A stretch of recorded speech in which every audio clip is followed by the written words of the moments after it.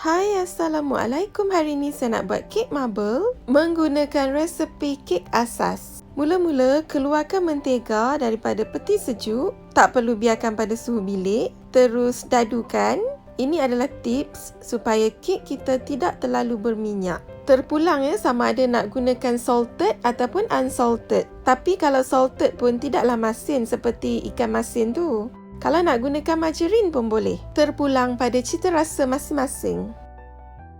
Dan untuk gula kasta, saya letakkan 180 gram dari sukatan asal 220 gram.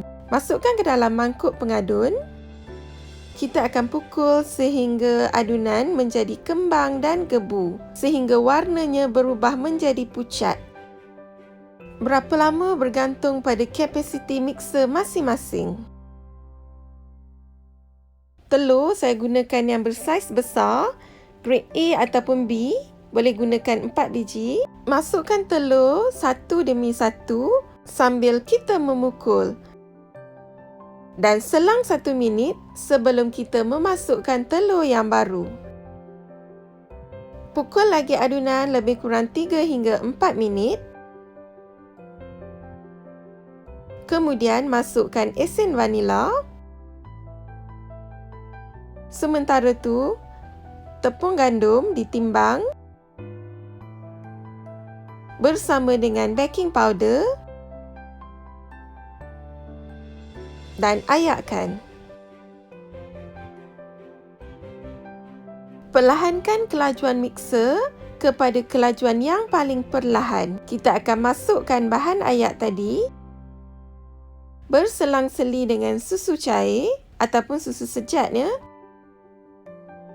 Selang-selikan bahan ayak dan susu sejat sehingga habis. Step ini juga boleh dilakukan secara kaut balik.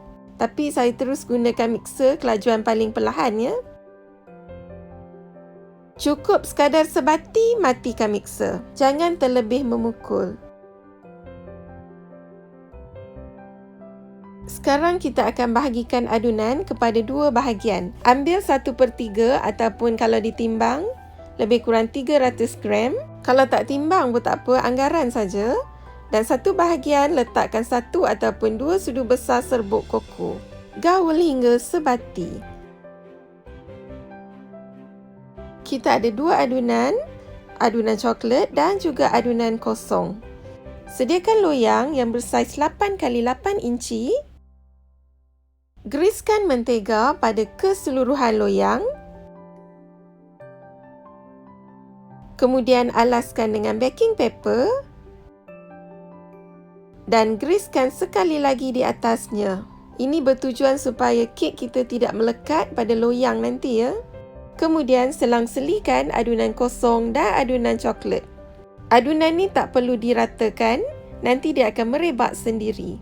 Ulangi proses yang sama sehingga habis. Tinggalkan sedikit adunan coklat dan kita akan tumpuk-tumpukkan pada bahagian paling atas. Gunakan lidi ataupun pisau pun boleh dan pusing-pusingkan mengikut kreativiti sendiri. Hentakkan loyang sebanyak 3 kali untuk membuang lebihan angin. Panaskan ketuhar selama 10 minit dan bakarlah kek sehingga masak mengikut kapasiti ketuhar masing-masing. Ambil lidi dan cuba tusukkan.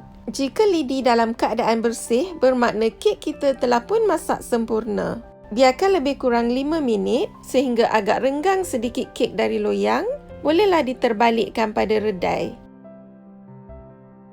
Buangkan kertas baking tadi. Biarkan sejuk sedikit. Barulah diletakkan kek pada papan kek. Kek ni akan bertambah moist dan semakin sedap selepas sehari. Tapi kalau dah tak sabar nak makan, boleh terus dipotong dan sedia dihidang. Selamat mencuba semua. Siap!